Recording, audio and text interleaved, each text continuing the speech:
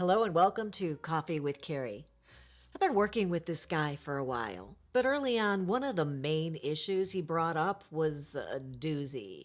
The woman that he'd started dating told him she was really uncomfortable with the fact that he has close female friends. So, of course, my client, we'll call him Steve, reached out to me to have a conversation. He wanted to know, do I need to drop my friends? Or do I drop this relationship? Today I'm sharing Steve's story with you, but before I dive in and tell you what I advised him, I'm going to want to hear from you. This is another episode of You Be the Coach, where you get to put yourself in my shoes. What would you tell Steve to do? Would you encourage him to keep his female friends, or tell him that maybe, just maybe, they're complicating his love life? But hold on, don't head to the comments just yet. You got to stick around and hear the full story first. Steve met this woman, let's call her Anna, at a conference. It wasn't strictly work related, but it was kind of relevant to his career. They hit it off while chatting during breaks and at the start and at the end of the first 2 days. A week or so after the conference, Steve asked her out for a glass of wine and some appetizers, and they had a great first date, which led to 2 more.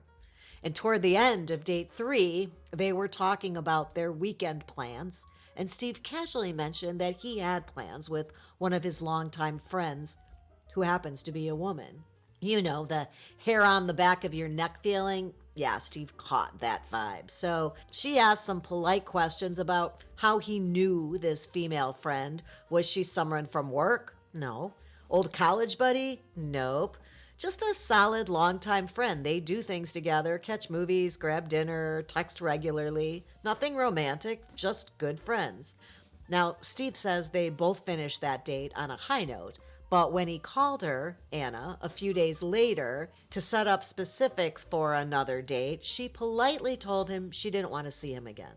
Her reason, she said she'd had a great time getting to know him, really enjoyed his company and his sense of humor, but felt weird about the female friend. She didn't want to date somebody with a close friendship like that. It just wasn't something she was comfortable with. And honestly, Anna handled it well. She was clear and direct, exactly what I would have told my own clients if they weren't feeling that this was a match. And okay, we can pause here. Was Anna right to walk away? Should Steve have maybe tried harder to explain things? Or did he dodge a bullet here? Or did she? This is your moment. Take a second to mull it over and then head to the comments and tell me what you would have said to Steve if you were his coach. And please, I know that this goes without saying for most of you, almost all of you, but thoughtful opinions only. No sweeping generalizations like men and women can't be friends, because that kind of talk is just small-minded. If there's one thing that we do here, it's we think things through with an open mind. So if you're ready, go ahead, go do it, or get at it. Let us know what you're thinking, and I'll wait here really nicely. Oh, I'll play a commercial. Thanks for allowing me to take a quick moment here. I want to talk about something important and hopefully offer some help. As women, our bodies change over time due to things like aging, menopause, or even childbirth. All these changes can affect our sexual health. That's where our partner, Tabu, comes in. They've partnered with gynecologists, urologists, and pelvic floor specialists to create products that address these common issues like dryness, low libido, fear of sneezing, and even discomfort. Their Golden Hour kit makes sexual health a natural part of our self-care, because looking after ourselves doesn't stop with skincare or fitness. What makes Tabu different? Well, these aren't just toys. They're beautifully designed tools backed by experts to help us stay connected to our bodies and maintain a healthy, vibrant sex life at any age.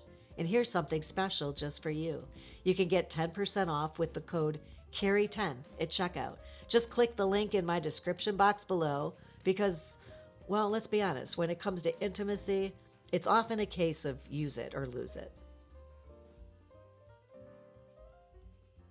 All right, welcome back. Let's take a look at my thought process and what I was thinking and what I shared with Steve. First, I consider these few points. One, They'd been on 3 legit dates, right?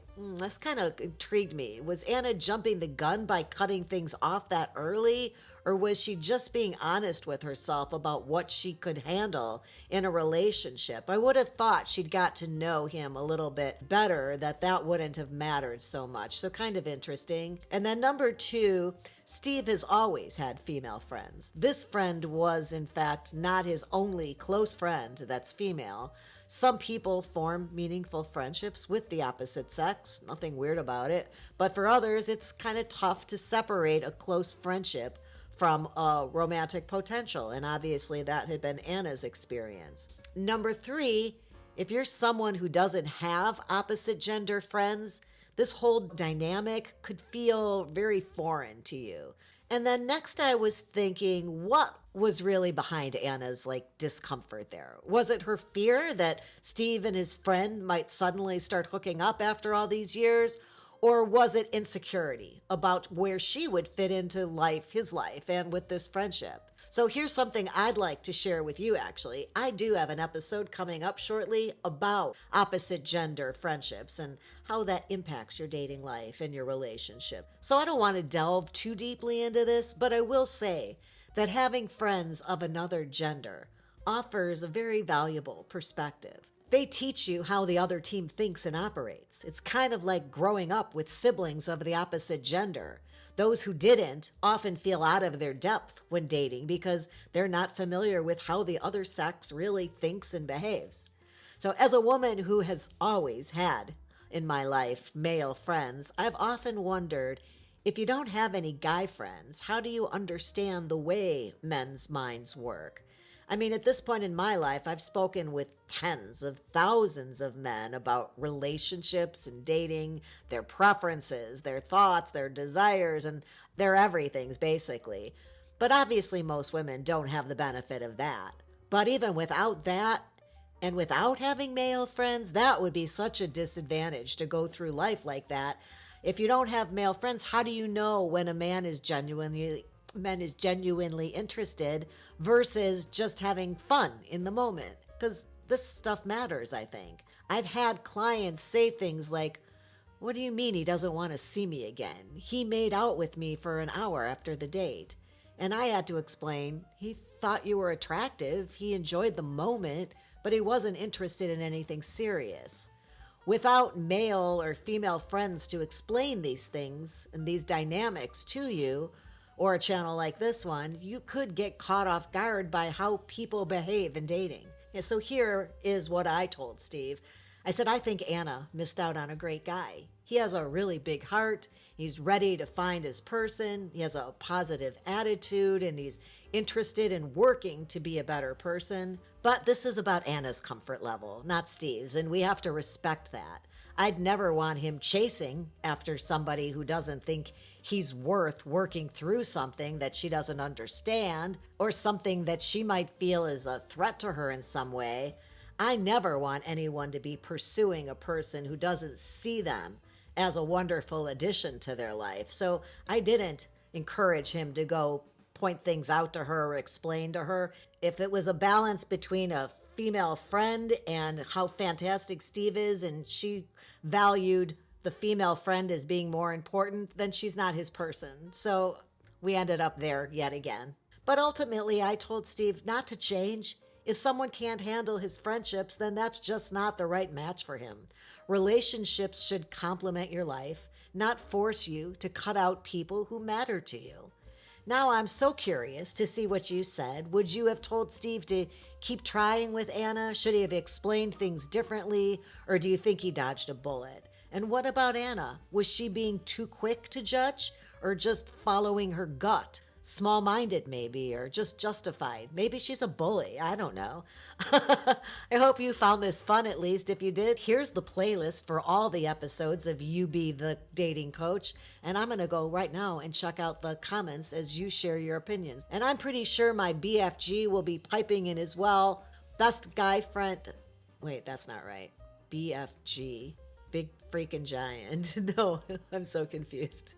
If you're not confused, please give my mom her thumbs up and bop that subscribe button like it's a cute little puppy nose. I'll look forward to seeing you back here soon. And until next time, have a good one. My BFF, but my BFG. Yeah.